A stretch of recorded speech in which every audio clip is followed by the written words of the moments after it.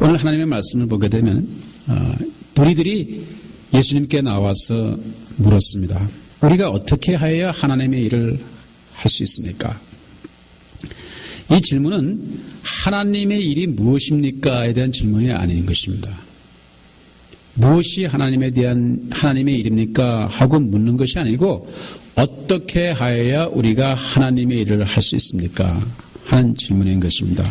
결국은 하나님의 일이라고 하는 것은 자기 나름대로 다 알고 있었다는 얘기죠.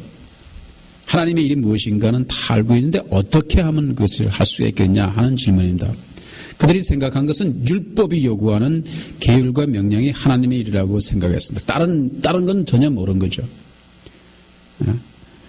우리들의 관심사는 하나님의 일이 무엇인가에 대한 것이 아니고 어떻게 해야 하나님의 일을 할 수 있는 것인가였다는 것을 여러분과 제가 잘 알 수가 있습니다. 그런데 예수님의 대답은 어떻게 하여야 하나님의 일을 하는 것인가 하는 질문의 대답이 아닌 것을 알 수가 있습니다. 무엇이 하나님의 일인가에 대한 대답인 것입니다. 군중들이 다 알고 있다고 생각한 그런 대답을 주님께서는 하신 겁니다. 그게 뭐냐면 하나님의 일이란 하나님이 요구하시는 일, 기뻐하시는 일은 하나님의 보내신 자를 믿는 것이라 하는 말씀을 하신 것입니다. 이 말씀을 이 무리들이 알아들었느냐? 못 알아들은 것이죠. 못 알아들었습니다. 조금 더 나가게 되면 하나님의 뜻이란 무엇입니까? 하나님의 뜻이란 것은 이스라엘 백성들 가운데 메시아를 세워서 이스라엘 나라를 번창하게 할 것이고 예루살렘 성을 그 중심에 둬서 그 이스라엘 나라가 참 세계 중심이 되게 하는 것, 우리나라가 참 부강한 나라가 되게 하는 것, 그런 것들이 바로 그들이 생각하고 있는 율법의 참 핵심이요 완성이요 그리고 기대하고 있는 소망인 것입니다. 그런데 주님께서는 뜻밖의 하나님의 뜻이라고 하는 것은 하나님이 보내신 아들을 보고 믿는 자마다 영생을 얻는 그것이니 마지막 날에 내가 이를 다시 살리리라 하셨습니다. 못 알아듣는 얘기입니다. 이것은 이게 아날로그 시대에 살던 사람은 디지털 이거를 그 정도 변화된 것은 그래도 알아듣고 다 알지만 이게 못 알아듣는 얘기가 너무 이게 무슨 소리인지 도대체 못 알아들은 것이 분명합니다. 그리고 그러면 당신이 우리가 기대하고 율법에서 얘기하고 하나님의 말씀이 정말 약속하신 그분인 것인가를 표적을 보여주셔. 우리 조상들은 광야에서 만나를 먹여줘서 우리가 먹었듯이 그런 표적을 보여주셔. 그랬더니 예수님께서 하신 말씀은 내가 하늘로부터 온 산떡이다. 나를 먹는 자는 살 것이요. 내가 저를 마지막 날에 다시 살리리라. 그러니까 사람들이 수군대기 시작했습니다. 이상하다. 정상적인 사람이 아니다. 저거는. 이건 도대체 우리가 들어본 적도 없는 말이다. 그렇게 하면서 그들이 마지막에 보게 되면 예수 그리스도를 떠나게 됩니다. 그리고 예수를 따르던 제자들 가운데서도 예수님을 이게 도대체 무슨 말인지 우리는 도대체 알아들 수 없다. 그러면서 예수님을 떠나게 됩니다. 그리고 예수님 가운데 중심을 두고 따라다니던 소수의 제자들만 남게 됩니다. 베드로를 포함한 제자들이 그 가운데 남게 됩니다. 이러한 일들이 오늘 본문의 말씀 가운데 있게 된 것입니다. 그것은 율법의 시대가 지나가고 영적인 면에서입니다. 여러분, 영적인 면에서. 율법의 시대가 지나가고 새로운 시대가 열리는 것을 알지 못한 것이죠. 율법의 시대의 핵심은 무엇이냐면, 성경에 나오는 율법의 핵심은 뭐냐면 죽지 않게 하고 망하지 않게 하는 것이 핵심인 것입니다. 하나님의 일은 사람이 망하지 않게 하는 것이 하나님의 일인 것이죠. 하나님의 뜻은 사람들이 죽지 않게 하는 것이 하나님의 뜻이라고 말할 수가 있습니다. 그것이 율법의 시대에 율법이 하고 있는 것입니다. 지속적으로 하고 있는 것입니다. 사람들에게 계속 하고 있는 것입니다. 그래서 그 가운데는 예루살렘 성에서 제사도 끊임없이 하게 되는 것입니다. 그런데 모든 사람이 이미 망하게 되었고 죽게 되어버리는 상황에서는 새로운 시대가 영적 면에서 열리게 되는 것입니다. 면역이라고 하는 것은 여러분 뭐를 위해서 하는 것이죠? 병에 걸리지 않게 하기 위한 것이죠. 그래서 면역을 이렇게 합니다. 근데 이미 병에 걸린 사람에게는 면역이라는 것은 소용이 없는 것이죠. 오히려 면역주사를 놓을 것이 아니라 항생제를 써야 될 것이에요. 율법의 기능이 바로 그렇다는 것입니다. 망하지 않게 하고 죽지 않게 하는 기능인데 이 면역 기능과 비슷한 것을 가지고 계속 하는데 이미 병이 들어서 중한 상태에 들어가고 죽어가는 사람들에게는 소용이 없는 것이에요. 면역은 낫게 하는 힘은 없는 것이고 살리는 힘은 없는 것입니다. 이것이 율법의 시대가 지나가고 지금 거의 마감되고 있던 시점이 바로 예수님께서 오신 시점이라는 것입니다. 예수님은 아무 때나 오시는 것이 아닌 것이죠. 아무 때나 마음 내키는 대로 그냥 오시는 것도 아니고 하나님께서는 그냥 아무 때나 예수님을 하나님의 아들을 그냥 보내신 것이 아닌 것입니다. 예수님의 탄생을 그냥 잘 보게 되면 그 사건 배후 모든 역사적인 흐름이 기묘하게 아주 절묘하게 맞아떨어지고 있는 것이죠. 율법이 힘을 잃어서 마감되는 시대에 예수님께서 오신 것입니다. 그래서 새로운 시대를 열어가는 것이 뭐냐면 구원의 시대. 구원의 시대를 열어가기 시작한 것입니다. 그러므로 구원의 시대의 핵심은 망하지 않게 하고 죽지 않게 하는 게 아니라 살리는 것이에요. 살리는. 주님은 당신을 보내신 하나님의 뜻이 생명을 살리도록 하는 일인 것을 철저하게 인식하신 분입니다. 아들을 보고 믿는 자마다 영생을 얻는 것이니 이 마지막 날에 내가 이를 다시 살리리라.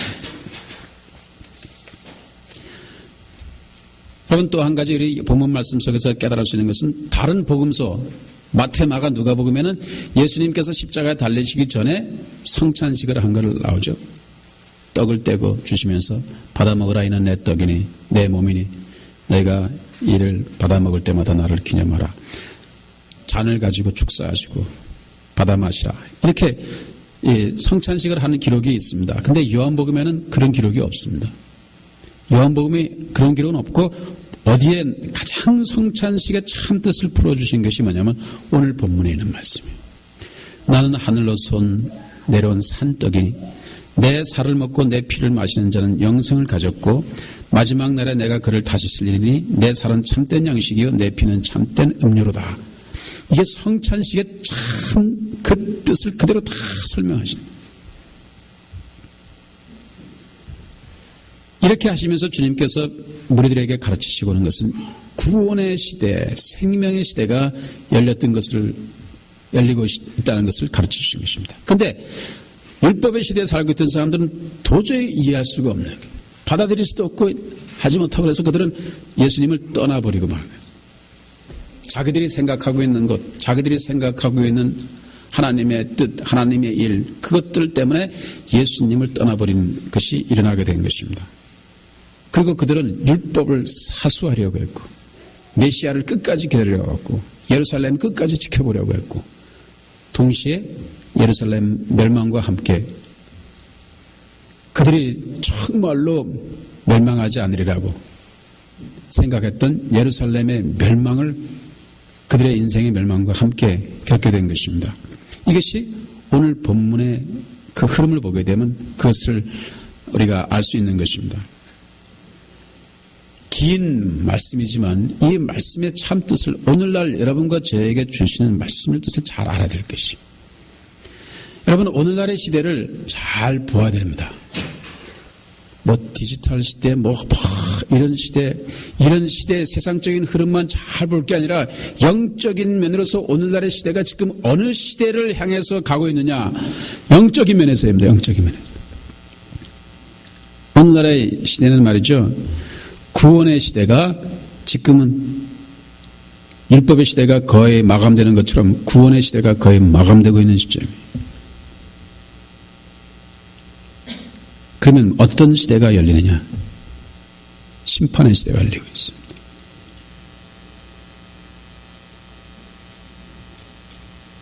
구원의 시대는 생명을 얻게 하는 것이 핵심이기 때문에 예수 그리스도는 십자가에 달리시고 죽으시고 피 흘리시고 채찍에 맞으시고 욕을 당하시고 항거하지 아니하시고 묵묵히 순종하시고 십자가를 지시고 골고다를 지시고 골고다의 길을 가시고 사람들에게 정말 싫어 버림받을 당하시고 다 하시는 이유가 뭐 때문인 것입니까? 생명을 위해서인 것입니다. 구원을 위해서인 것입니다. 그러한 모든 것들이 지금 물이 닫혀가고 있는 중이에요. 예수님은 사랑의 주님, 하나님은 인내하시는 분, 용서의 하나님, 참고 견디신 하나님, 하나님은 정말 사람들을 정말 은혜로 대하신 하나님, 이 모든 생각, 이 모든 이해, 이 모든 경험, 이 모든 말씀은 다 어느 시대까지? 구원의 시대까지.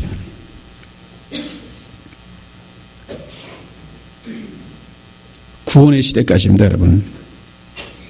구원은 마지막까지 열려있긴 하겠지만 그 시대가 지금 구원의 시대가 거의 마감하고 있네요.